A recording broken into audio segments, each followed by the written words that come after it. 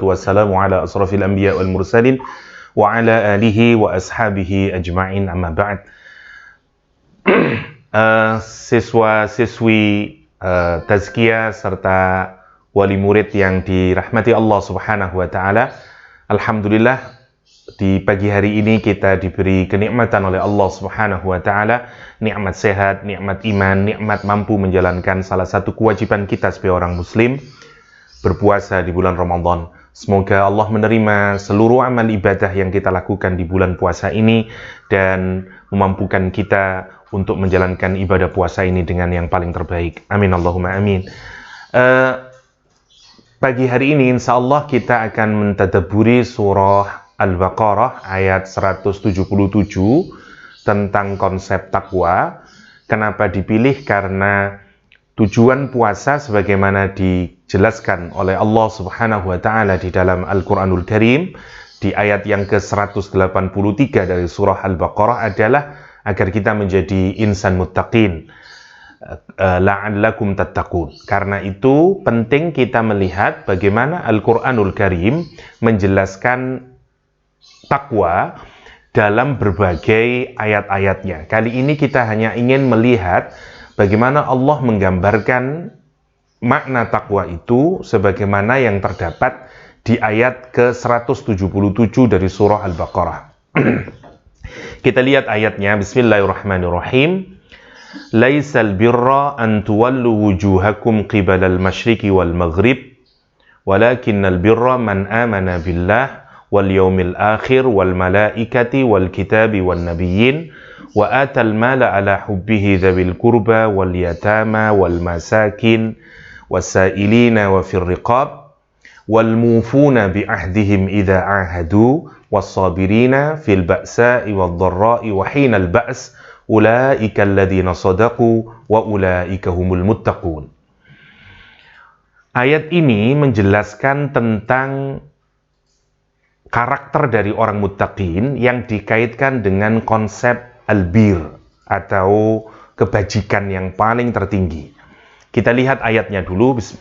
Laisal birra an tuwallu wujuhakum qibalal masyriqi wal maghrib. Kata laisal birra menarik untuk dilihat karena kata birra dibaca dengan fathah, tidak dibaca dengan dhammah. Laisal birra bukan laisal birru. Pembacaan secara fathah ini menunjukkan bahwa posisi al-birra ini secara gramatikal berkedudukan sebagai khobar yang didahulukan. Rumus standar kalimat adalah khobar itu selalu diletakkan di akhir, bukan di awal. Misalnya kalau saya berkata, masjid itu indah. Indah diletakkan di akhir, bukan diletakkan di awal. Kalau saya meletakkan kata indah itu di awal, menunjukkan perhatian saya terhadap keindahan itu sendiri. Indah itu masjid misalnya. Untuk menunjukkan bahwa keindahan itu begitu amat sangat penting dan begitu amat sangat saya tekankan sehingga saya merubah posisi kata indah yang mestinya diletakkan di akhir, saya letakkan di depan. Allah Subhanahu wa ta'ala di ayat ini meletakkan kata al-birra di awal, ya, meskipun mestinya birra itu diletakkan di akhir. Tujuannya adalah untuk menunjukkan pentingnya kata albir ini, makna albir ini, sehingga dia menjadi perhatian kita yang serius. Mari kita lihat apa yang dimaksud dengan kata bir. Kata bir berasal dari kata bar, seakar kata dengan kata bar yang bermakna daratan.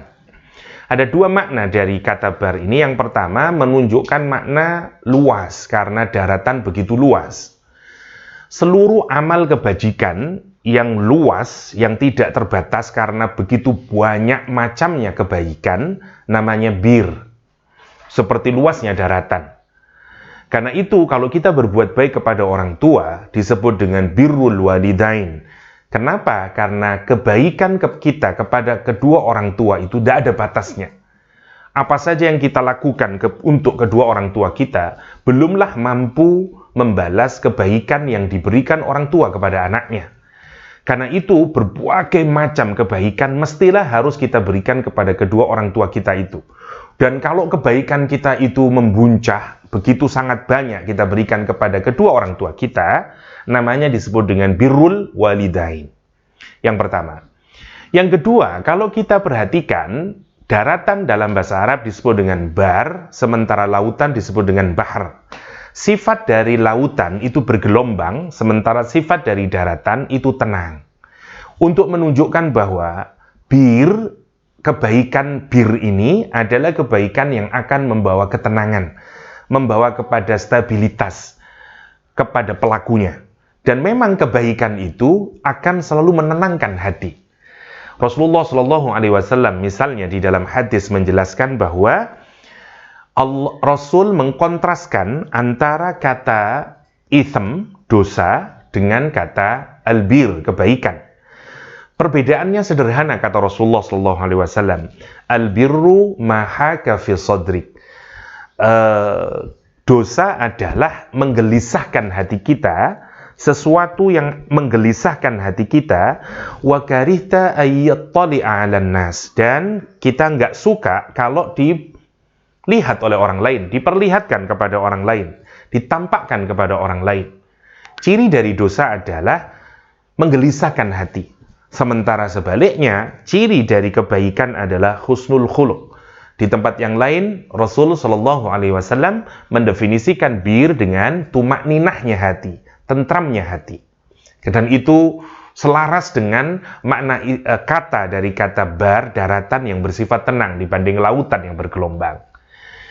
Dari kata ini kemudian, kalau kita lihat di dalam Al-Quran, kata bir itu setidaknya mengandungi 5 makna. Yang pertama misalnya dari kata bir itu kita bisa melihat makna lembut. Kalau orang berbuat lembut, mencurahkan dengan seluruh keseluruhannya, namanya bir. Yang kedua, kalau orang itu jujur, orang itu melakukan secara adil, berbuat yang paling jujur terbaik, namanya juga bir. Ketiga adalah mengandung makna kalau kita ini peduli kepada lingkungan kita, caring sama lingkungan kita, juga masuk di dalam kata bir. Keempat, kalau kita memberikan hadiah kebaikan dalam jumlah yang sangat banyak, itu juga masuk dalam kata bir. Dan yang paling terakhir, orang yang melakukan kebaikan, good deed atau amal soleh juga disebut dengan bir. 5 kata ini, 5 makna ini semuanya terkumpul menjadi satu di dalam kata bir. Karena itu dari kata bir ini juga digunakan menjadi salah satu nama Allah Subhanahu wa taala, Al-Bar. Innahu huwal barrur rahim, kata Al-Qur'anul Karim. Kenapa? Karena dari Allah lah bersumber semua kebaikan, dan Allah lah zat yang melimpahkan seluruh kebaikan, baik yang material atau yang immaterial. Ini yang disebut dengan kata bir. Contoh yang lebih menarik lagi, misalnya nanti kita bisa melihat kata bir dengan melihat salah satu ayat Al-Quranul Karim, nanti di surat Ali Imran misalnya, ketika Al-Quran menggunakan kata lan tanalul birra hatta tunfiqu mimma tuhibbun. Sekarang kita letakkan dulu. Jadi bir di dalam Al-Quranul Karim adalah puncak dari kebajikan, dari berbagai macam kebajikan. Karena itu sebagaimana Imam Qurtubi misalnya menyatakan, al-bir ismun jami' li anwa'il khair. Dia satu kata yang kompleks yang menampung seluruh kebajikan. Jadi berbagai macam kebaikan itu sebenarnya tertampung di dalam kata bir.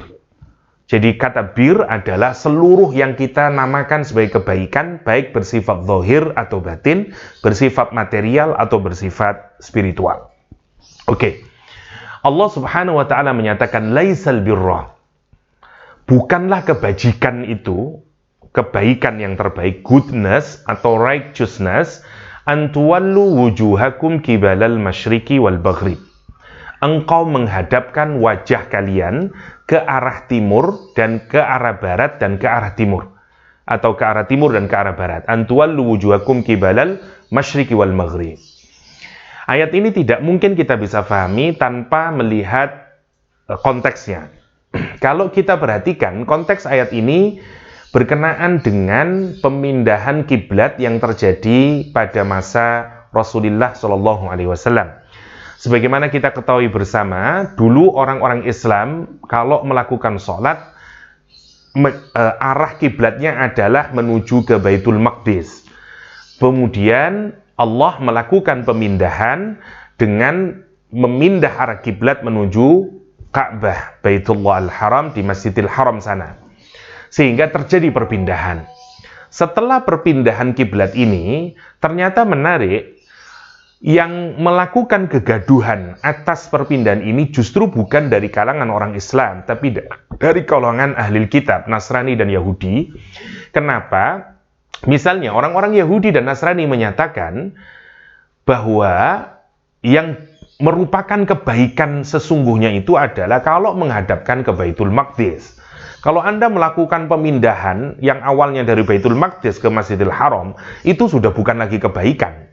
Atau kata dia, kalaulah memang kebaikan itu menghadapkan ke Masjidil Haram, terus bagaimana nilai ibadah yang dilakukan dulu saat menghadap ke Masjidil Haram? Sehingga kritik yang dilakukan oleh ahli kitab yang menyatakan bahwa bukan lagi kebaikan kalau Anda menghadapkan ke barat atau ke timur.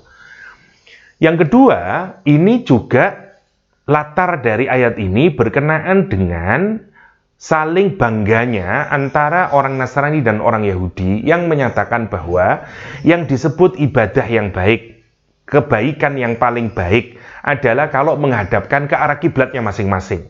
Orang Nasrani menghadap ke arah timur, sementara orang Yahudi menghadap ke arah barat. Sehingga masing-masing saling mengeklaim merupakan pemilik kebaikan sendiri-sendiri. Kalau tidak berkiblat ke arah barat berarti tidak dianggap merupakan kebaikan, dan kalau tidak menghadapkan ke timur juga tidak dianggap sebagai kebaikan. Yang ketiga, konteksnya ada orang yang datang kepada Rasulullah SAW dan bertanya tentang makna albir. Kalau kita kaitkan semuanya, ayat ini sebenarnya menarik untuk kita pikirkan karena Allah ingin menunjukkan dua model keagamaan yang dilakukan oleh orang Nasrani dan orang Yahudi, dan nanti termasuk juga oleh orang Islam. Pemindahan kiblat sesungguhnya di surat Al-Baqarah itu menunjukkan perubahan dari ahli kitab yang awalnya dipilih oleh Allah Subhanahu wa Ta'ala sebagai teladan bagi seluruh umat di dunia. Karena mereka gagal, kemudian umat Islam yang dipilih menjadi teladan. Dan kita dikenal oleh Al-Quran sebagai ummatan wasata. Pengalihan ahli kitab dan kemudian digantikan oleh kita, orang Islam, ditandai dengan perubahan arah kiblat. Dulu kiblatnya kita itu sama dengan orang-orang Yahudi, dengan ahli kitab. Tapi begitu Allah menjadikan kita sebagai ummatan wasata, ciri awalnya adalah dilakukan perubahan arah kiblat. Oke. Kenapa Al-Quran menyatakan bukanlah merupakan kebaikan yang sempurna orang yang hanya menghadapkan, orang yang sholat, orang yang kalau beribadah menghadap ke timur atau ke barat saja. Karena begini, salah satu hal yang salah di dalam beragama adalah orang terlalu mementingkan atau mengambil preferensi ritual di dalam keagamaan.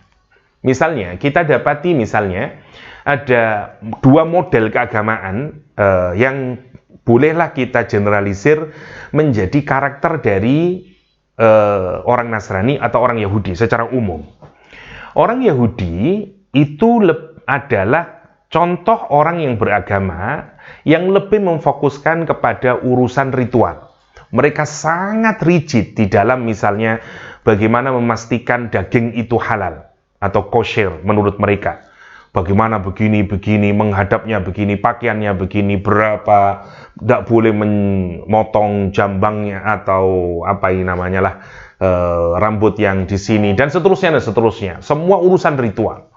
Tetapi Yang menarik, ada sekian banyak orang yang sangat concern terhadap urusan ritual, fikih oriented, tetapi kita dapati sikapnya justru dalam hal-hal spiritual berseberangan dengan ritualnya. Pemarah dia, suka menggosipkan orang, tidak bisa sabar, maunya menang sendiri. Sehingga kemudian hal-hal yang bersifat spiritual ini tidak menjadi concern karena mereka terlalu concern dalam urusan ritual ibadah atau urusan luaran dari agama. Ini yang pertama, secara umum karakter dari orang Yahudi. Karena itu model keagamaan orang Yahudi itu sangat ritualistik, sangat keras kelihatannya karena berurusan dengan urusan fikih. Sementara orang Nasrani yang menjadi antitesis dari orang Yahudi melihat bahwa urusan ritual itu tidak menjadi penting karena agama itu jauh yang difokuskan urusan spiritual. Apa akibatnya? Orang Nasrani kemudian menganggap urusan fikih itu atau urusan ritual itu tidak menjadi penting. Dan karena mereka tidak menganggap penting, bahkan pada tingkat yang paling maksimal, mereka bahkan merubah semua aturan fikih. Yang haram menjadi halal. Contoh misalnya, makan daging babi menjadi boleh, semuanya serba boleh. Kalau mau kita simpulkan sebenarnya, hampir semua hukum-hukum Taurat itu kemudian menjadi tidak penting lagi bagi orang Nasrani. Kenapa? Karena sebenarnya ini menjadi antitesis dari orang Yahudi yang terlalu fokus kepada urusan ritual. Orang Nasrani kemudian lebih fokus ke urusan spiritual. Yang penting sabar, yang penting cinta, yang penting punya empati, yang penting jujur, dan seterusnya. Jadi satu orang mementingkan urusan ritual, satu sisi orang mementingkan urusan etika spiritual. Allah menyatakan laisal birra. Bukanlah kebajikan yang benar, yang sempurna. Kalau orang itu menghadapkan wajah dalam makna yang pertama, makna yang zahir, engkau menghadapkan wajahmu ke timur atau ke barat, sebagaimana orang Yahudi atau Nasrani. Tapi secara kontekstual maksudnya, bukan merupakan kebajikan kalau Anda itu model keagamaannya ritualistik dengan meninggalkan unsur spiritualnya, atau Anda terlalu spiritual dengan meninggalkan unsur ritualnya. Sekarang mari kita lihat kepada umat Islam sendiri. Apakah kita mengikuti jejak orang Nasrani dan orang Yahudi? Kalau kita lihat di tubuh umat, kita tidak bisa menyangkal iya. Bahkan di masa lahirnya Imam Ghazali, sebagaimana yang kita ketahui bersama adalah kutub antara kecenderungan ritualistik dengan kecenderungan spiritualistik begitu amat tajam. Sehingga sebagaimana kita ketahui bersama, kelompok ahli fikih dengan kelompok ahli spiritualis itu menjadi tabrakan satu sama lain.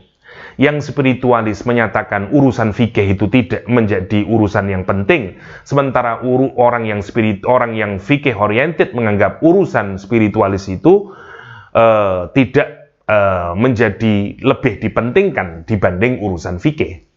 Ghazali adalah orang yang mencoba mendamaikan itu, sehingga kemudian beliau membuat sebuah kitab yang menjadi masterpiece beliau, Ihya Ulumuddin, yang menggabungkan dua orientasi ini.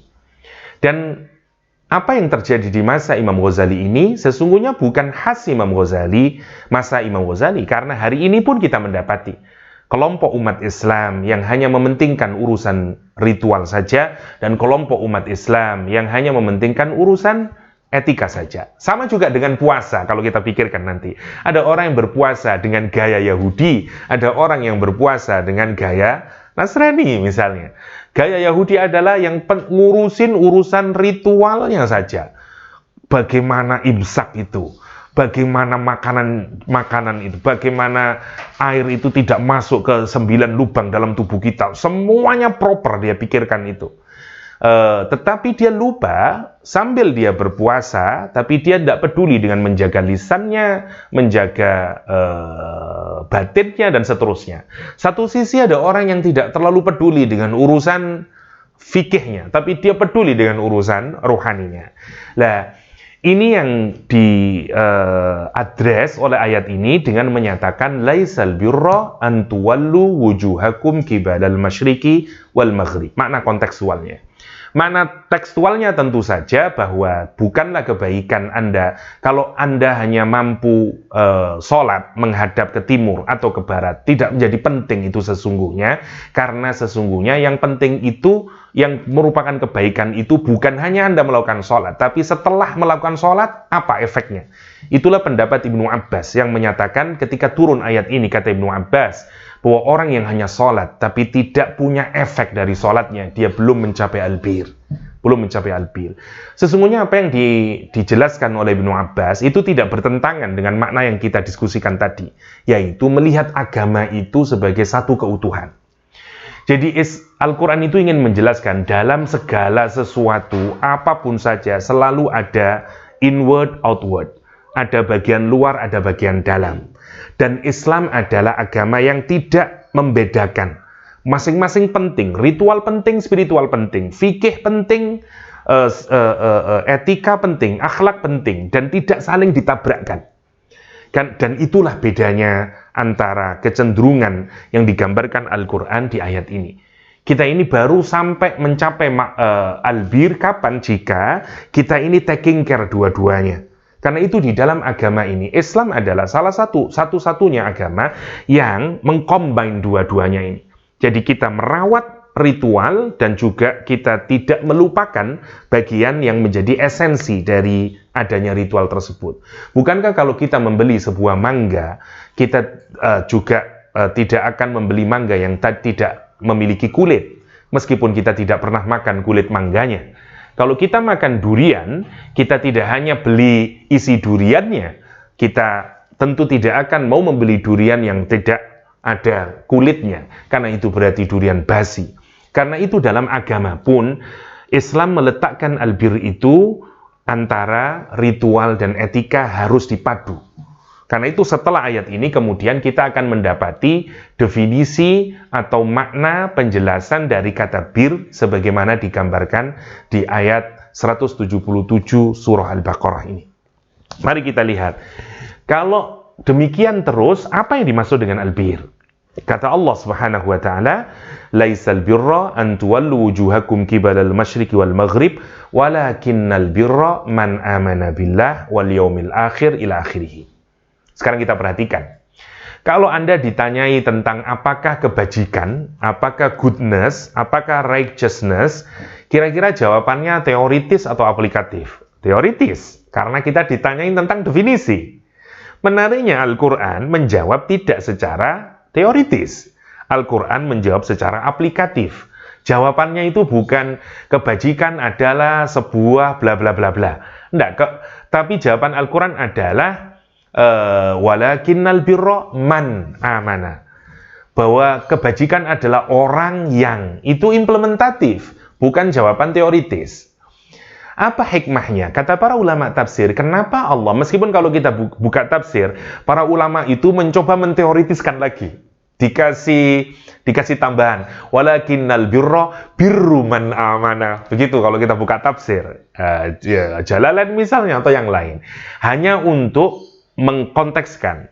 Saya agak kurang senang dengan model kayak begitu, karena pemilihan Allah Subhanahu wa taala di dalam Al-Quran dengan langsung menyatakan makna bir dengan implementatif man amana billah, itu justru memiliki keunikan dan tujuan sendiri. Maksudnya, kalau kita ini memahami atau mencoba mengerti apa albir itu, Al-Quran itu mengingatkan kita bahwa kebajikan itu tidaklah menjadi baik kalau masih bersifat teoritis. Kita ini dipaksa untuk melihat kebajikan itu sebagai sesuatu yang harus kita amalkan, bukan sesuatu yang kita fahami. Itu maksudnya. Kenapa Al-Quran kemudian mendefinisikan albir dengan man amana billah? Bukan dengan teoritis, tapi dengan contoh konkret. Itu memaksa kita karena lagi-lagi albir itu tidak bisa diteorisikan, dia harus dirasakan. Itu baru namanya komplit. Sama seperti tadi durian, itu harus ada inward outward, ada kulit, ada isi. Sama seperti kata albir nanti. Oke, kita lihat definisinya Al-Qur'anul Karim. Walakinnal birra man amana billah wal yaumil akhir wal malaikati wal kitabi wan nabiyyin. Ada 5 hal di sini. Yang pertama, Al-Qur'an menyatakan kebajikan adalah orang yang beriman kepada Allah Subhanahu wa taala, kepada hari akhir, kepada malaikat, kepada kitab, kepada para nabi. Jadi ada 5 hal yang semuanya diikat oleh kata namanya iman. Kita lihat dulu, apa hubungannya kebajikan dengan iman? Gini, kalau kita melakukan aktivitas, sebenarnya seluruh aktivitas itu bagian luar. Sesuatu yang berada di luar itu selalu tidak mungkin berdiri sendiri tanpa ada sesuatu yang berasal dari dalam. Saya kasih contoh begini. Kalau kita menangis, tangisan itu sebenarnya sesuatu yang berada di luar. Kalau kita ingin tahu kenapa orang menangis, jawabannya adalah karena ada sesuatu yang ada di dalam. Entah itu karena sedih, entah itu karena terlalu bahagia. Tapi kita tidak akan pernah memahami tangisan tanpa kita bisa mengerti sesuatu yang ada di dalam. Ya, sama. Misalnya kenapa ada orang berpuasa, itu karena ada sesuatu yang ada di dalam. Nanti kita perhatikanlah. Jadi semua perbuatan yang kita lakukan itu selalu punya sesuatu yang di dalam. Orang modern psikologi menyebut itu sebagai motif, sebagai drive. Dalam bahasa agama disebut dengan iman. Disebut dengan iman. Gini, pengetahuan atau informasi itu kalau kita terima masuk ke dalam bagian lapis paling luar dalam diri kita, namanya sodr. Begitu pengetahuan itu masuk ke dalam hati kita, maka dia akan berubah.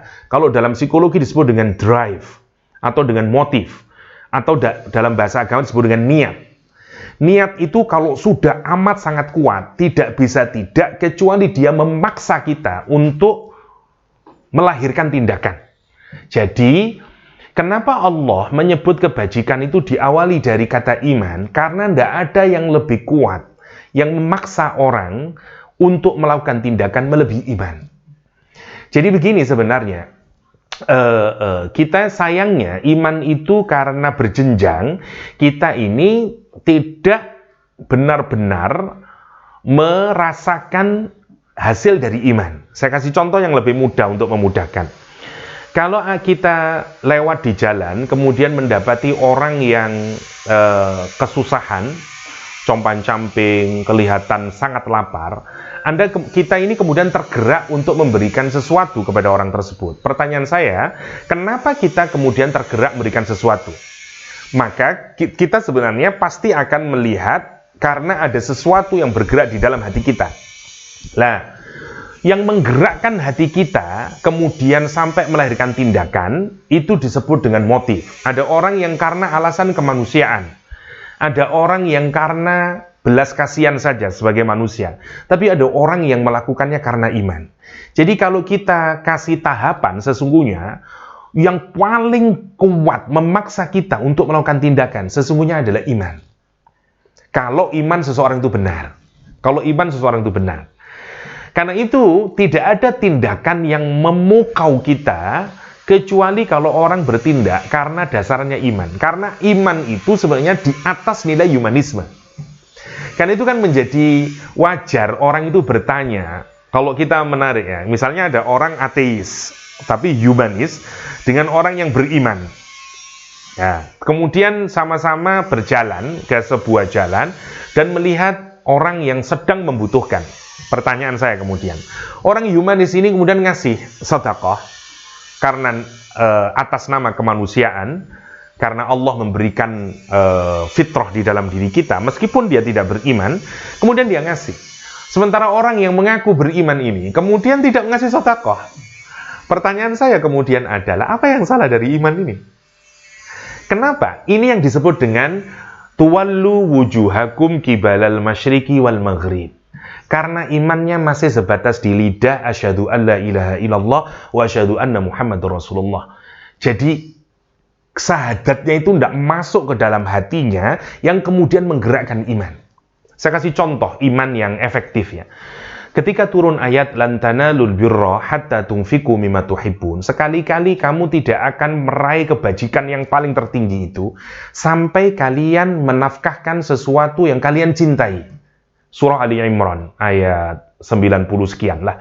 Allah Subhanahu wa taala menyatakan lan tanalul birra, kamu sama sekali tidak akan mencapai derajat yang paling tertinggi dari kebaikan, namanya albir, sampai kamu memberikan sesuatu yang paling kamu cintai.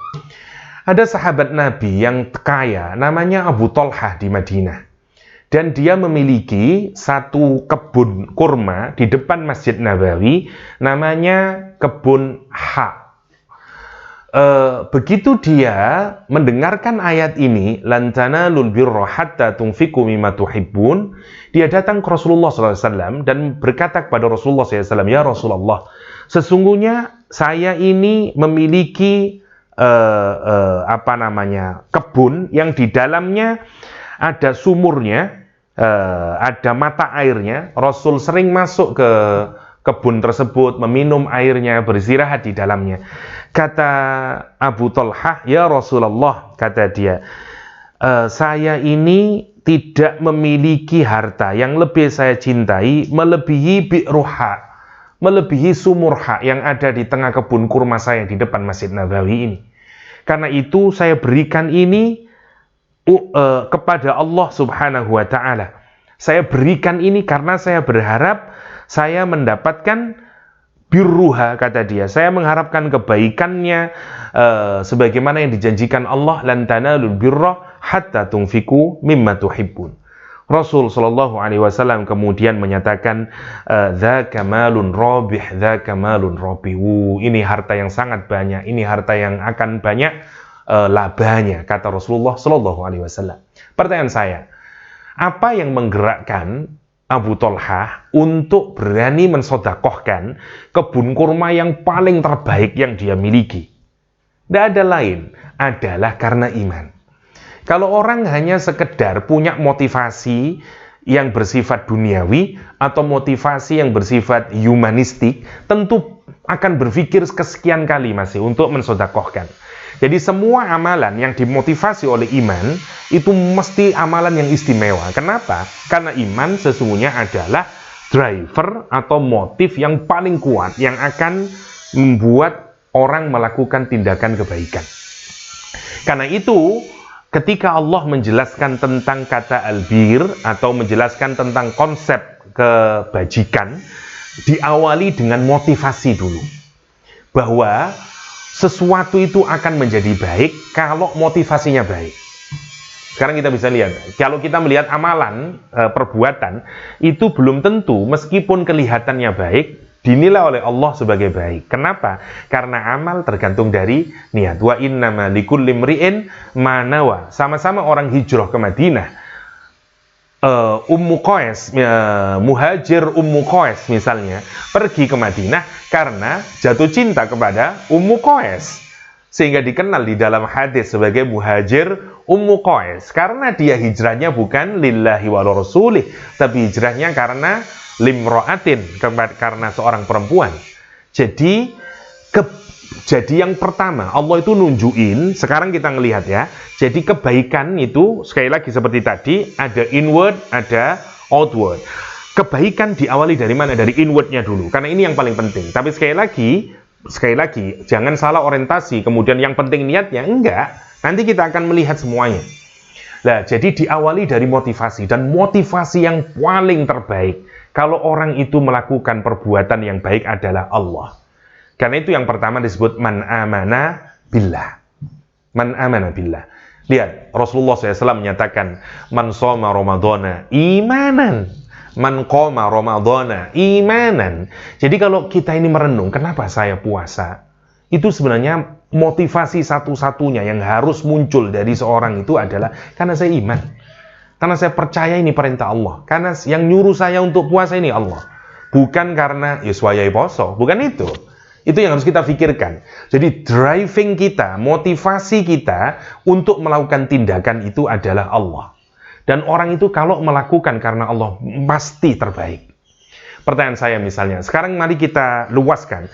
Kalau Anda mencintai istri Anda, mencintai suami Anda, mencintai keluarga Anda, pertanyaannya adalah, apa motivasi Anda?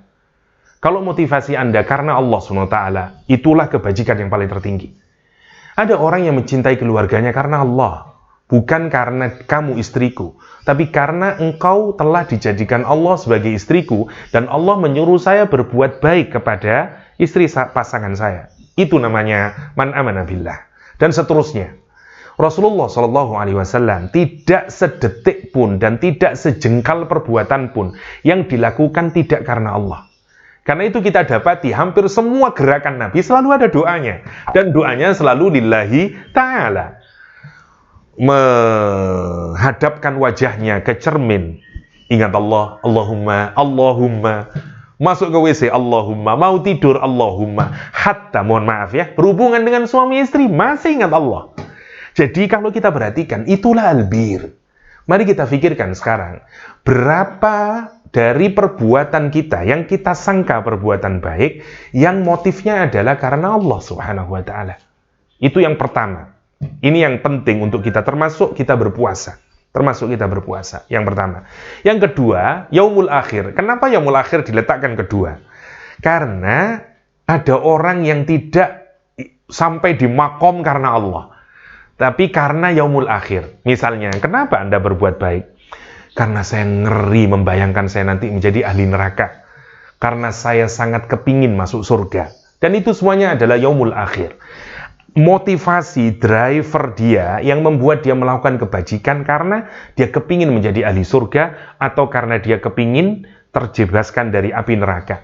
Kalau tanyain kenapa kamu puasa? Karena Allah menyatakan walillahi utaqa, ya, minan nar, dan Allah memiliki orang-orang yang akan dibebaskan dari api nerakanya setiap malam di bulan Ramadan. Allah membebaskan orang dari api nerakanya. Sebagaimana dalam hadis, walillahi utaqa'u minan nar wa dzalika fi kulli lailatin min Ramadan. Jadi motivasi dia puasa Ramadan adalah karena dia kepingin menjadi utaqa'u minan nar. Dan ini boleh dan benar, valid di dalam Al-Qur'anul Karim. Karena itu alasan orang boleh karena Allah, boleh karena yaumul akhir. Dan tentu ini tidak bisa dipaksakan, itu sesuai dengan nurani kita. Orang-orang yang dekat dengan Allah, alasannya karena Allah Subhanahu wa Ta'ala. Bahkan dia tidak sempat mikir neraka dan surga. Kenapa? Karena dia sibuk memperbaiki perbuatannya. Malu dia mikirin itu. Kenapa? Karena dia belum merasakan melakukan perbuatan yang paling terbaik, yang itu layak diperuntukkan untuk Allah Subhanahu wa Ta'ala, sehingga dia terus sibuk untuk memperbaiki amalnya dan sudah tidak mikirin ini dapat pahala berapa atau dan seterusnya. Tapi sekali lagi, bahwa absah di dalam agama sebagaimana di dalam Al-Qur'an disebutkan, kalau orang melakukan tindakan kebaikan karena hari akhir atau yaumul akhir. Yang ketiga, man amana billah wal yaumil akhir wal malaika, lan tanal birra hatta wa ma tunfiqu min syai'in, man amana billah wal yaumil akhir wal malaikati wal kitabi wan nabiyyin. Selanjutnya itu sebenarnya sekuen saja ya. Kalau kita ini percaya kepada Allah, percaya kepada yaumul akhir, tidak mungkin kepercayaan itu muncul demikian, kecuali harus berasal dari Allah Subhanahu wa Ta'ala yang melalui mediasi namanya malaikat, melalui kitab-kitabnya dan melalui nabi-nabinya. Jadi kalau mau diringkas, kebaikan pertama itu berurusan dengan sihhatul aqidah, dengan kebaikan akidah kita, bagian yang paling paling dalam dari sisi kemanusiaan kita. Jadi kita tidak akan bisa melakukan perbuatan yang baik kalau motivasi, niatnya, drivernya, alasan kita melakukan itu bukan berasal dari alasan yang baik. Itu yang pertama. Dan ini penting. Jadi kalau kita kepingin melakukan perbuatan yang baik, pastikan niatnya yang baik. Pastikan niat yang baik. Atau dalam hadis yang lain, lihat seperti hadis tentang puasa ya, man shoma ramadhana imanan wahtisaban. Imanan itu man amana billah, ihtisaban itu wal yaumil akhir, Oke. Selanjutnya, setelah ciri yang pertama, jadi kalau kita singkatkan, ciri dari albir yang pertama adalah berurusan dengan hati, yaitu man amana bil yaumil akhir. Yang kedua adalah wa atal mala ala hubbihi dzawil qurba wal yatama ila akhirih. Wa atal mala, kata Al-Qur'anul Karim. Atal mal itu disebutkan lebih dahulu dibanding membayar zakat. Kalau kita urutkan kan satu iman, yang kedua memberikan harta, yang ketiga mendirikan sholat, yang keempat zakat, yang kelima memenuhi janji, al-wafa fil ahad, yang terakhir adalah sabar. Jadi ada 6 poin ya. Kita agak cepat biar selesai. Yang kedua adalah atal mal ala hubbihi, memberikan harta ala hubbihi. Ala hubbihi ini menarik, ada 3 maknanya. Karena domir belakangnya itu, hi-nya itu bisa dirujukkan kepada 3 kalau ditafsir. Yang pertama, dia memberikan harta yang dia cintai. Maksudnya, harta yang dikeluarkan ini dia cintai, tapi tetap dia keluarkan. Itu alasan yang pertama. Sebagaimana yang terjadi pada Abu Thalhah. Dia cinta kepada bi'ruha, tapi dia berikan itu di jalan Allah. Yang pertama. Yang kedua, hi-nya itu dirujukkan kepada Allah Subhanahu wa ta'ala. Dia mengeluarkan harta, kenapa? Karena dia lebih mencintai Allah dibanding hartanya. Itu yang kedua. Yang ketiga, hi-nya dirujukkan kepada perbuatannya, yaitu dia memberikan harta karena dia cinta untuk memberikan hartanya. Jadi, dia senang memberikan harta dibanding menyimpan hartanya. Karena itu menjalankan perintah Allah Subhanahu wa ta'ala. Boleh tiga-tiganya, sebagaimana penjelasan dari Imam Syaukani di Fathul Qadir misalnya, yang menjelaskan 3 makna dari kata ala hubbihi, wa atal mala ala hubbihi. Sekarang yang pertama, kenapa atal mal diletakkan setelah man amana billah, bukan sholat? Karena nomor 3 mendirikan sholat. Yang nomor 3, ciri orang yang baik itu adalah, atau ciri dari kebajikan yang tertinggi itu adalah wa aqamas shalah, mendirikan sholat, ya, mendirikan sholat. Kenapa kok diletakkan mengeluarkan zakat? Karena susahnya itu lebih berat dibanding susahnya menegakkan sholat. Gini ya, jadikan bukti konkret dari iman yang ada di dalam hati. Karena iman itu abstrak, tidak kelihatan di dalam hati. Kapan akan kelihatan? Kalau dia sudah membentuk perilaku di luar. Sesuatu yang di luar baru kelihatan. Tapi kalau masih ada di dalam, dia tidak kelihatan. Selama dia ada di dalam, dia tidak kelihatan.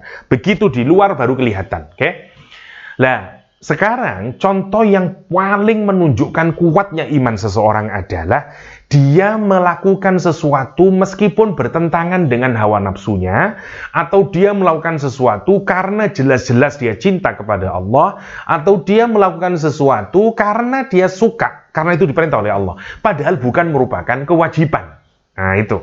Karena itu, atal mal ala hubbihi ini adalah shadaqah tatawwu', shadaqah nafilah, karena ini tidak merupakan kewajiban tapi merupakan ibadah sunnah saja. Kalau bukan merupakan kewajiban, itu orang yang kalau tidak memiliki iman yang keren, tidak mungkin melakukan. Karena itu Allah meletakkan kedua. Meskipun kalau kita lihat, tidak ada yang lebih utama dari sholat. Tapi sekali lagi, Allah itu selalu menarik kalau kita perhatikan. Selalu yang berhubungan dengan Allah. Kalau ada 2 hal, berhubungan dengan manusia dan berhubungan dengan Allah, Allah selalu mengalah. Dan yang berhubungan dengan manusia didahulukan. Sama lah sebagaimana di dalam fikih ya. Mana yang lebih didahulukan? Kalau Anda mau sholat Jum'ah, tapi di tengah jalan Anda melihat ada orang yang tabrakan, mana yang dilakukan? Hak untuk Allah atau hak untuk orang mukmin yang sedang mengalami kecelakaan? Untuk orang mukmin. Anda meninggalkan sholat tidak apa-apa. Karena kalau Anda tidak menolong orang itu dan mati, itu justru lebih didahulukan di dalam agama. Karena kita masih bisa mengganti sholat Jum'ah dengan sholat zuhur dan seterusnya. Maksudnya, kalau ada 2 yang tabrakan, itu selalu kepentingan manusia lebih didahulukan. Sama seperti ayat ini, Masya Allah ya. Mendirikan sholat dengan melakukan sedekah tatawwu di ayat ini, sekali lagi ini bukan berarti yang satu boleh ditinggalkan, enggak, ditunjukkan lebih utama dibanding diletakkan lebih utama. Kenapa? Karena memang menuntut perjuangan yang lebih berat dibanding menegakkan sholat. Oke. Kepada siapa kita diberikan? Satu, kepada kerabat yang dekat, baru kemudian kepada anak yatim, baru kepada orang miskin, baru kepada ibnu sabil, baru kepada orang yang meminta-minta, dan kemudian orang yang kepada budak yang hendak kita bebaskan, yang terlilit secara keuangan karena budak mukatabah misalnya ya. Sekuennya ini juga berurutan dari yang paling susah sendiri, yaitu dari kerabat dekat, terus ke yatim dan seterusnya. Jadi sedekah atau sedekah tatawwu atau sedekah yang tidak bersifat wajib itu diletakkan di ayat ini sebagai bentuk dari albir, Oke, sebagaimana Abu Talha tadi. Nah, sekarang sudah kita melihat ya. Ini bukti dari bahwa di Islam itu kita mendapati keutuhan kulit dan isi. Yang pertama berhubungan dengan akidah, ini berkenaan dengan isi. Sekarang kita sudah mulai melihat yang bentuk luarnya, yaitu wa atal mala ala hubbihi. Oke, yang ketiga kita singkatkan saja, menegakkan sholat, bukan melakukan sholat, tapi wa aqamas sholat. Jadi sampai qiyam, sampai tegak establis, benar syarat rukunnya, dilakukan secara baik. Sekali lagi, Islam tetap fokus kepada ritual, sebagaimana Islam juga memberikan perhatian yang juga serius kepada urusan spiritual. Baru setelah itu, wa ataz zakah. Baru kemudian memberikan zakat, yang sifatnya wajib, Karena itu, kita melihat setelah sihatul aqidah, yang kedua itu adalah berkenaan dengan muasyarah, husnu muasyaratil ibad, ya, kebaikan orang di dalam berinteraksi dengan orang lain. Karena itu diwujudkan dengan apa? Dengan berbagi. Nah, terutama di masa seperti sekarang ini menjadi bukti daripada keberimanan kita kepada Allah, Rasulnya, dan hari akhir. Kenapa? Karena kalau kita punya iman, sementara kita ini dalam keadaan kecukupan, sementara bulan puasa dan dalam keadaan yang cukup menyulitkan, terutama bagi mereka dari kalangan bawah, tentu ini menjadi panggilan iman buat kita untuk melakukan atal mala ala hubbihi dan wa ita'iz zakah. Wa qamas shalah wa ita'iz zakah. Oke, sekarang yang terakhir agak singkat saja, kemudian biar ada diskusi. Yang terakhir, was-sabirina fil ba'sa'i wadh-dharra'i wa hinal ba's. Setelah semuanya, Anda perhatikan, wal mufuna bi ahdihim. Saya lupa yang satu, wal mufuna bi ahdihim idza ahadu. Mereka menunaikan atau memenuhi janji-janjinya ketika mereka berjanji. Dalam bahasa modern sebenarnya ini adalah trust. Orang yang bisa dipercaya. Kalau dia melakukan perjanjian, apa saja perjanjian, dia orangnya jujur, orangnya bisa dipercaya. Kalau kita bawa ke konteks yang lebih modern, begini, masyarakat yang baik itu adalah masyarakat yang memiliki modal sosial dan modal kultural yang baik, atau sekarang dikenal dengan cultural and social capital. Sebenarnya kalau kita perhatikan, menarik sekali ayat ini, karena Allah Subhanahu wa Ta'ala setelah menjelaskan kebaikan pribadi yang itu terletak pada ruhani seseorang, man amana billahi wal yawmil akhir, setelah itu kita ini tidak akan bisa menjadi masyarakat yang baik kecuali kalau kita mengembangkan yang tadi, atal mal ala hubbihi, aqamas shalah, dan ataz zakah. Setelah itu wal mufuna bi ahdim idza ahadu. Ini semuanya disebut dengan muasyarah, interaksi yang baik, sosialisasi yang baik, kehidupan yang baik di dalam masyarakat.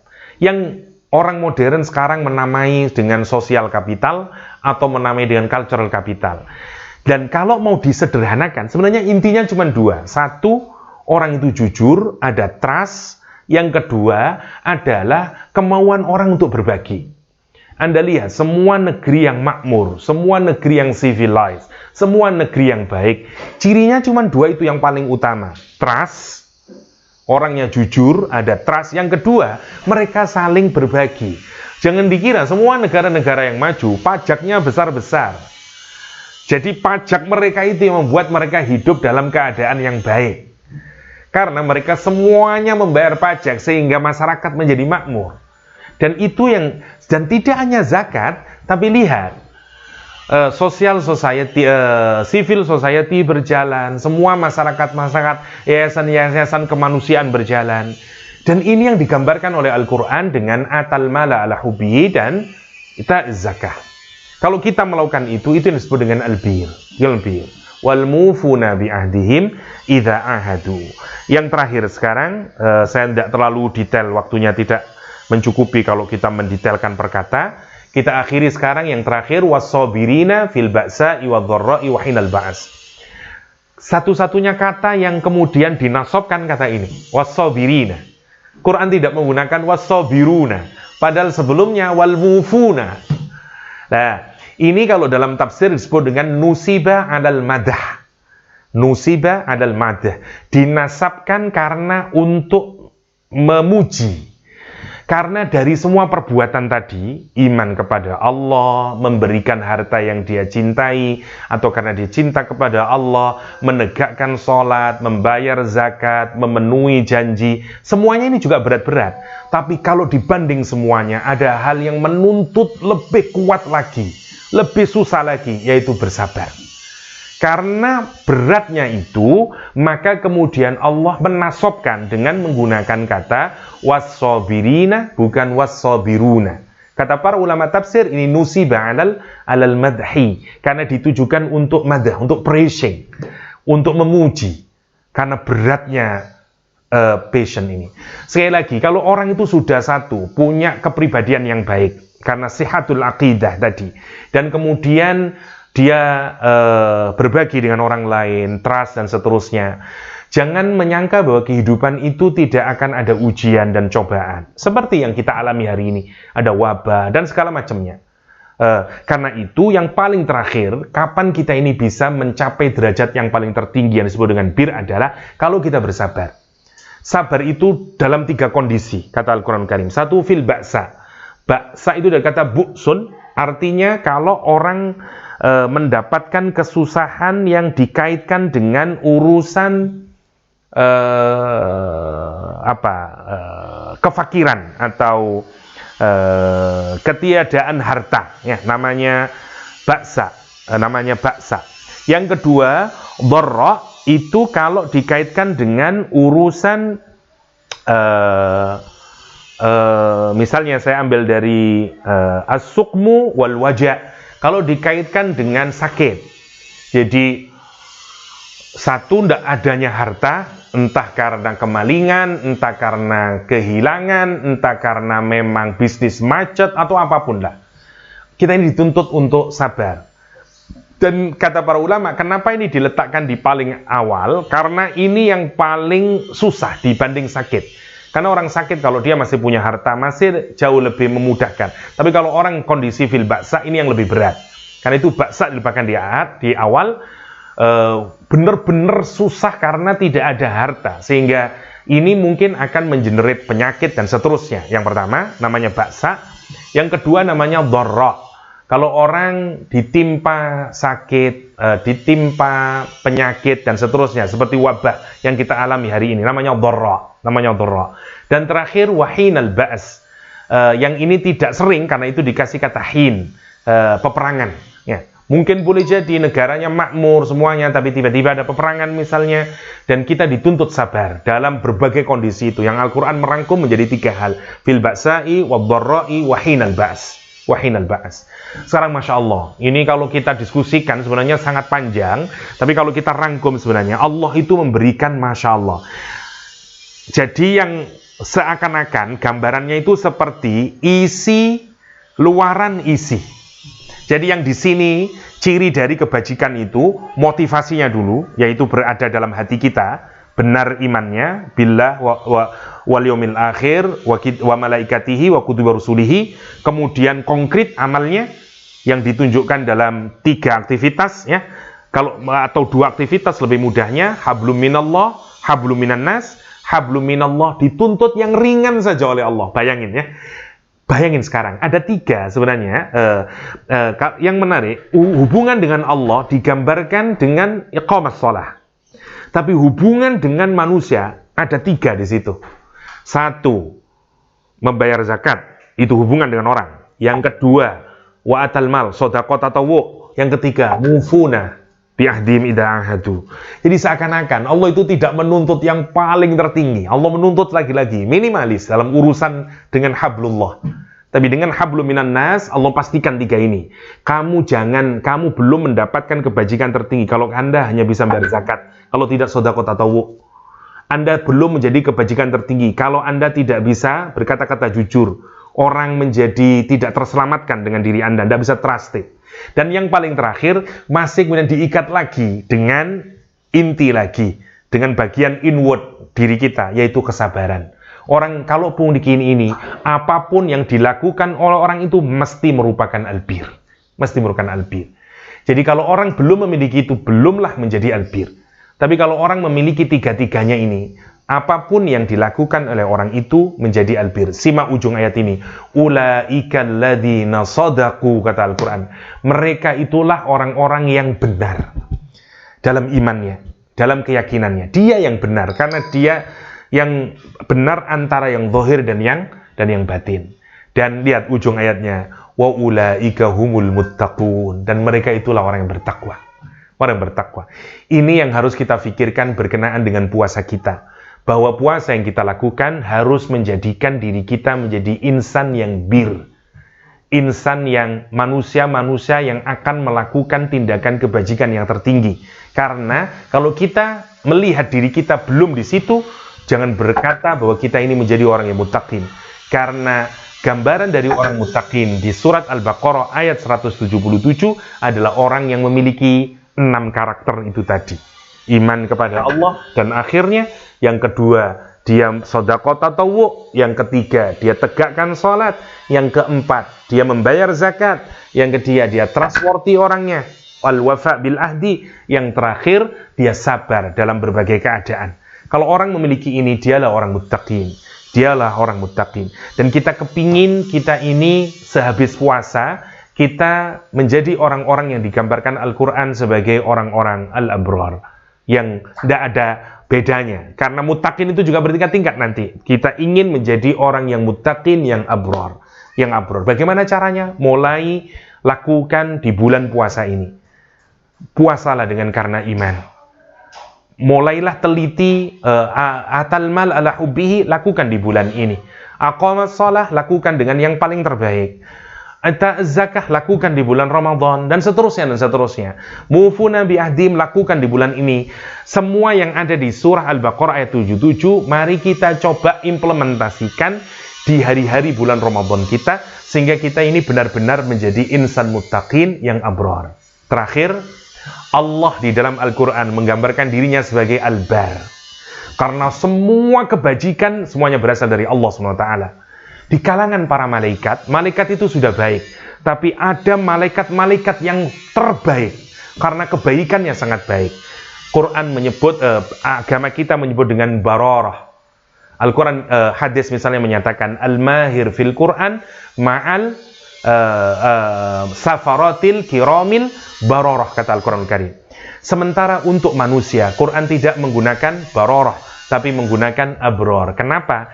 Karena kalau kita ambil jumlahnya malaikat yang sangat banyak itu, dari jumlah malaikat yang banyak itu, tentu lebih banyak dari kalangan malaikat yang menjadi yang lebih baik dibanding dari kalangan manusia. Karena abrar, meskipun jamak, dia lebih kecil dibanding bararah. Memang tidak banyak orang yang abrar. Karena itu Al-Quran menyatakan, menggunakan kata innal abrar, sebagaimana yang ada di surah Al-Insan. Di surah Al-Insan. Demikian mungkin penjelasan singkat dari surah Al-Baqarah ayat 177 yang harapannya kita bisa menjadikan pegangan agar kita menjalankan puasa ini dengan tujuan agar kita menjadi pribadi yang muttaqin, pribadi yang abrar sebagaimana gambaran Al-Quran di dalam surah Al-Baqarah 177 itu. Demikian, dipersilakan kalau ada tanya jawab.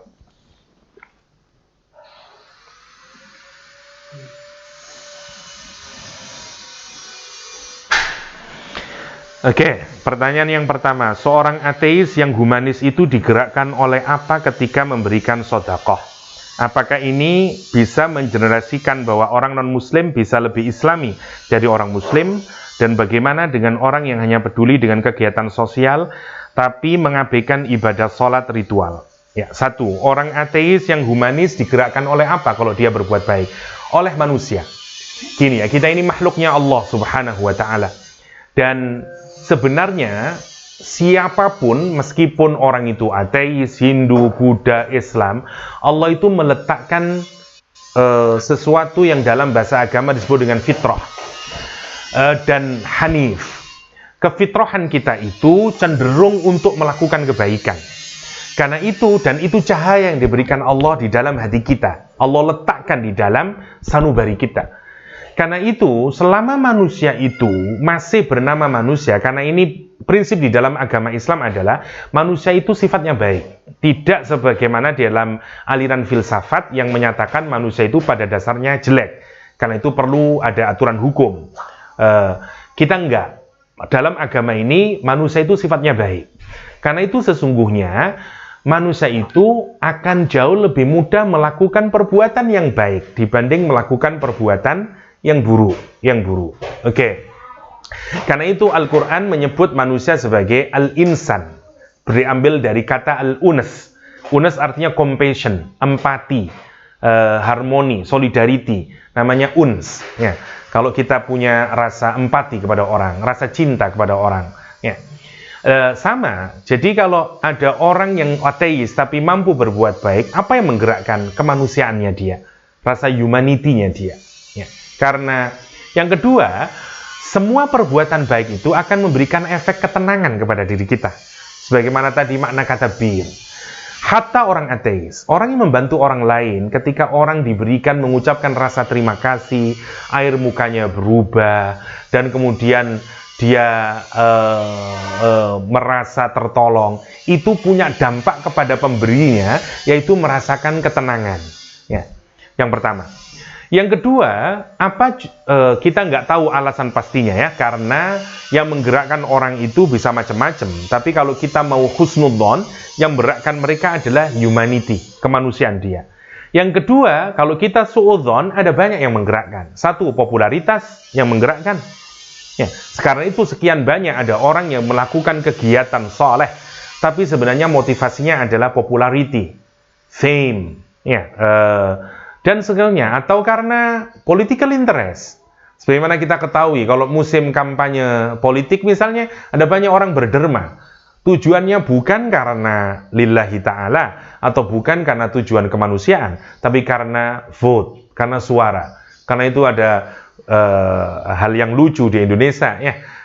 Caleg yang memberikan karpet ke masjid, begitu tidak jadi caleg, karpetnya diambil lagi. Itu nunjukin bahwa alasannya bukan karena alasan kemanusiaan, tapi karena alasan political interest. Ada sekian banyak alasan, tapi kita ini nggak tahu. Ya, jadi tergantung. Kita bisa suudzon kepada orang, kita bisa husnudzon kepada orang. Ya, orang ateis maksud saya. Jadi wallahu a'lam, kita tidak pernah tahu. Ya.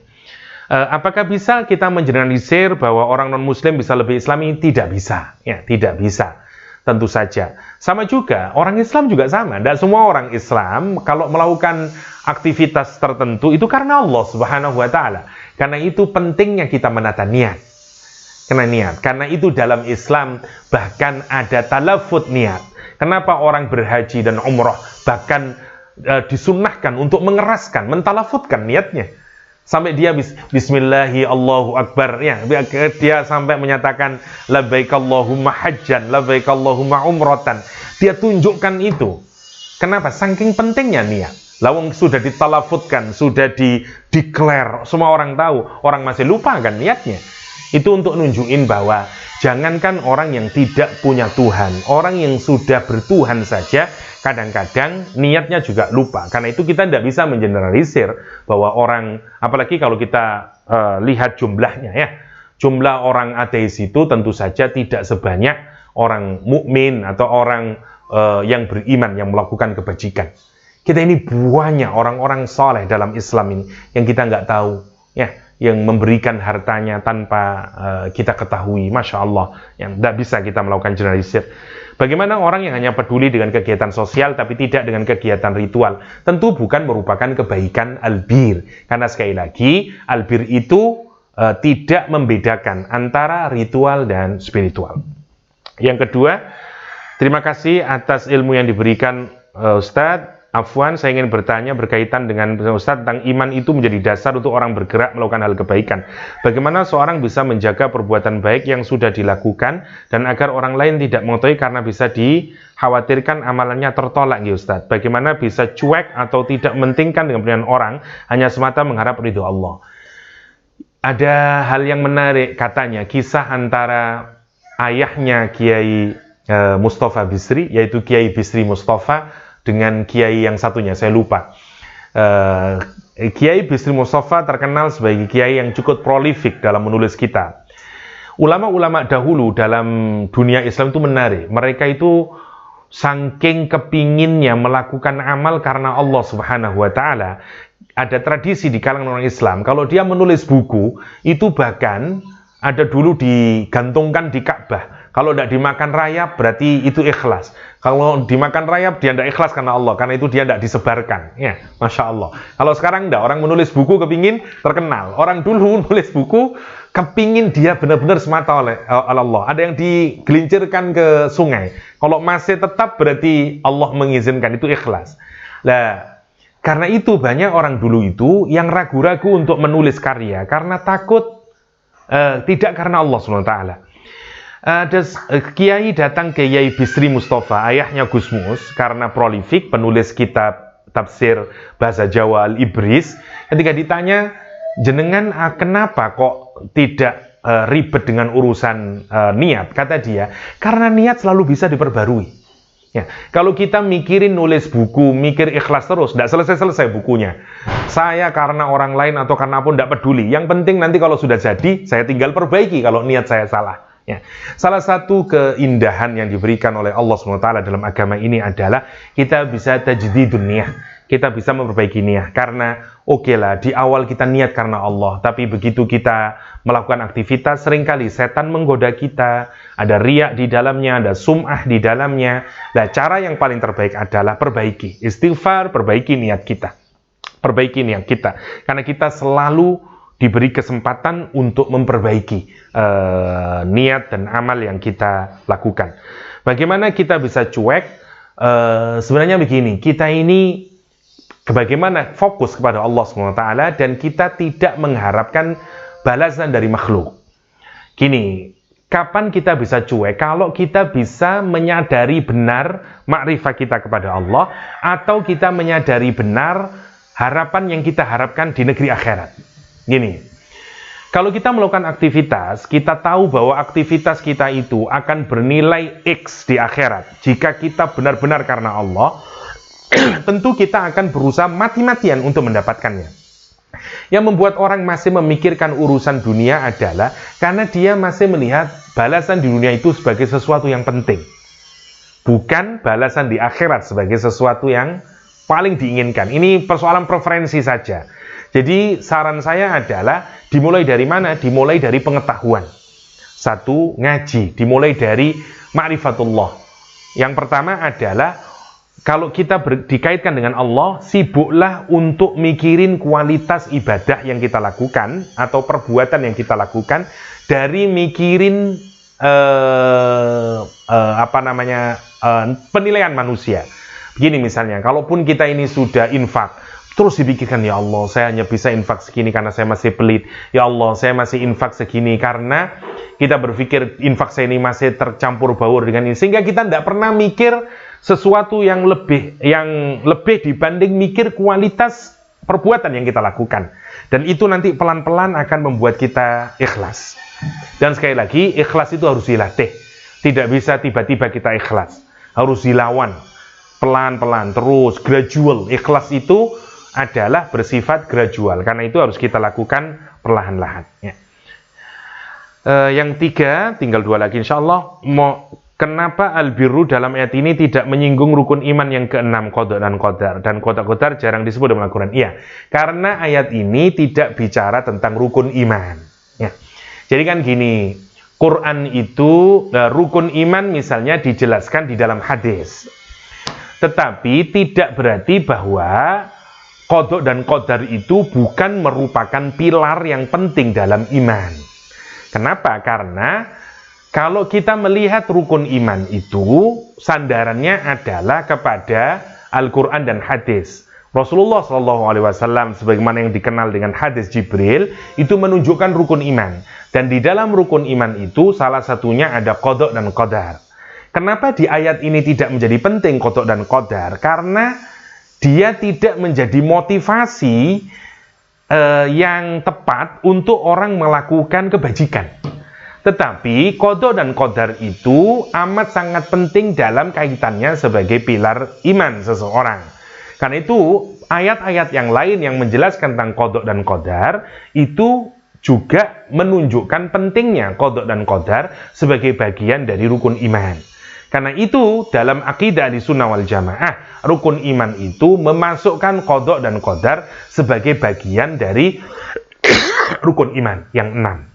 Itu jawabannya. Jadi karena Al-Baqarah ayat 177 ini tidak sedang membicarakan tentang rukun iman, tapi menjelaskan tentang sihhatul aqidah dari orang yang melakukan kebajikan atau disebut dengan al-abrar. Yang terakhir sekarang, terima kasih atas ilmunya. Mohon izin bertanya, umat Islam diharapkan untuk menjadi umat yang seimbang antara ritual dan makna dalam ibadah. Sedangkan belakangan ini kita di Indonesia belum mampu untuk seperti itu. Apa yang bisa kita lakukan agar bisa kembali on track menjadi umat yang seimbang? Ya, apa yang bisa kita lakukan? Yaitu kita terus-menerus mulai dari diri kita sendiri.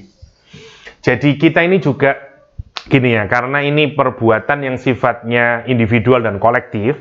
Secara individual kita harus mulai dari diri kita sendiri, bahwa kita ini tidak mengukur kesolehan seseorang hanya dari yang nampak. Dan demikian juga, kita juga tidak menilai kesolehan, kebaikan seseorang dari sesuatu yang tidak nampak. Misalnya di Indonesia, contoh ya, saya tunjukin. Yang penting kan hatinya, meskipun tidak berjilbab, yang penting hatinya. Ini contoh orang yang meletakkan satu dan meninggalkan yang lain. Atau ada orang yang menyatakan yang penting jilbaban meskipun hatinya masih jelek. Ini juga sama. Jadi dalam agama ini, atau yang penting hatinya orang baik meskipun masih belum sholat 5 waktu.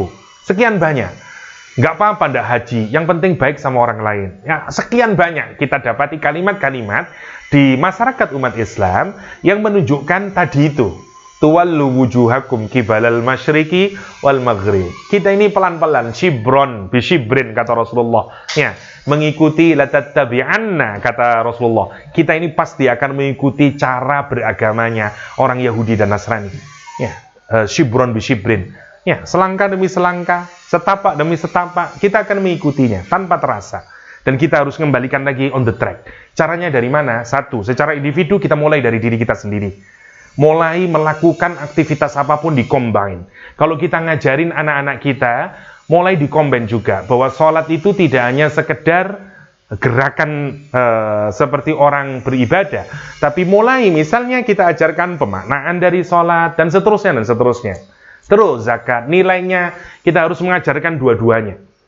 Karena itu misalnya, salah satu buku recommended misalnya untuk diajarkan adalah Ihya Ulumuddin yang mengajarkan fikih dengan bergandengan dengan akhlak. Bergandengan dengan akhlak. Itu maksudnya. Saya pikir Imam Ghazali adalah salah satu figur yang menarik untuk bisa kita contoh di dalam pengajaran fikih dalam Islam. Kita ini seringkali enggak. Sekarang fikih diajarkan sendiri, akhlak diajarkan sendiri. Bahkan yang menarik lagi, akhlak diajarkan nanti kalau sudah tua. Masih kecil fikih terus. Nanti kalau udah orang usia 40 tahun ke atas baru mulai belajar akhlak. Ini juga tidak tepat. Mestinya semua diajarkan beriringan. Sama, pendidikan kita juga sama. Kita mulai dari SD, SMP, SMA, sampai perguruan tinggi.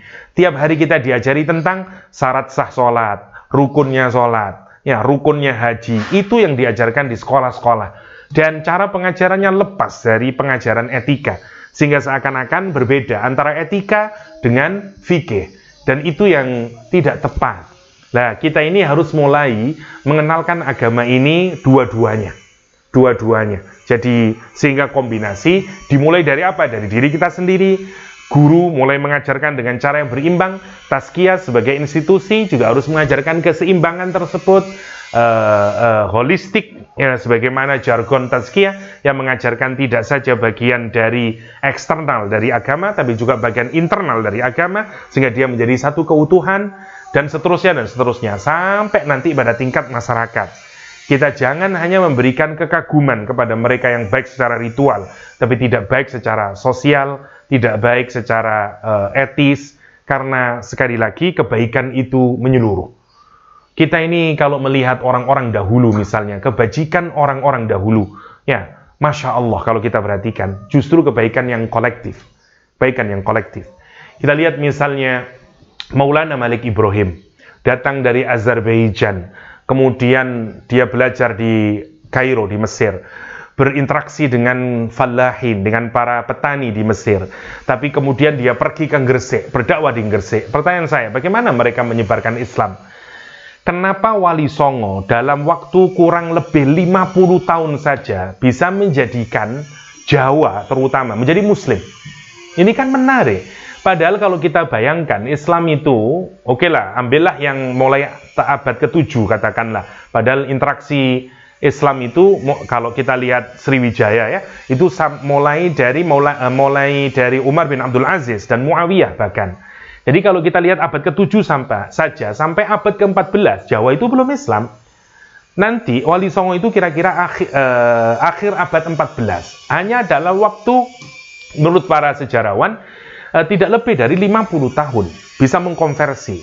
Kenapa? Karena dia membawa Islam dua-duanya, ritual dan etis. Semuanya komplit. Lihat, saya kasih contoh satu. Maulana Malik Ibrahim datang ke Gresik. Situasi Majapahit saat itu atau Mojokerto, Gresik pada saat itu adalah sedang hancur-hancurnya. Kenapa? Karena perang Parekrek ya antara Wikrimawardhana dengan Pri Wirabumi yang menghasilkan kemudian pertanian terbengkalai, dan yang dilakukan oleh Maulana Malik Ibrahim pertama kali adalah dia bangun bendungan, bikin persawahan, nyontohin model persawahan yang berbeda dengan orang Jawa pada umumnya. Kalau dulu orang bisa menanam padi untuk 1 tahun sekali, sekarang bisa 2 kali karena idenya Maulana Malik Ibrahim. Ini semuanya amal internal, belum yang eksternal, belum internal dulu. Terus dia pelan-pelan sampai mulai mengajarkan bagian yang internal. Lihat Wali Songo, lihat Sunan Kalijogo, ngajarin melalui wayang. Baru kemudian jadi kombinasi itu yang kemudian menjadikan agama ini menjadi menarik. Dan kita harus mulai mengajarkan itu. Memang ada zamannya, ada fluktuasinya, di mana misalnya urusan ritual menjadi lebih dominan, biasanya begitu. Dan kita ini terutama dari diri kita masing-masing untuk menariknya ke tengah lagi sehingga ada moderasi yang baik. Orang tidak mementingkan yang zahir tapi sekaligus zahir wal batin. Itu mungkin secara singkat untuk melihat agar kita ini kembali sebagai umat on the track, sebagai individu on the track, menjadi umatan wasaton yang berimbang, baik dari ilmu dan amal atau dari kecenderungan ritual dan kecenderungan etis spiritual, sehingga menjadi satu, menjadi muttaqin, menjadi labrar. Demikian mungkin yang bisa saya sampaikan untuk pertemuan kita kali ini. Semoga ada manfaatnya. Sekali lagi, semoga Allah menerima puasa kita. Allahumma taqabbal minna salatana, wa siyamana, wa qiyamana, wa ruku'ana, wa sujudana, wa ta'abbudana, wa tamim taksirana ya Allah. Birahmatika ya rahmar rahimin. Allahumma innaka afuun karim, tuhibbul afwa fa'fu anna ya karim. Demikian, wassalamualaikum warahmatullahi wabarakatuh.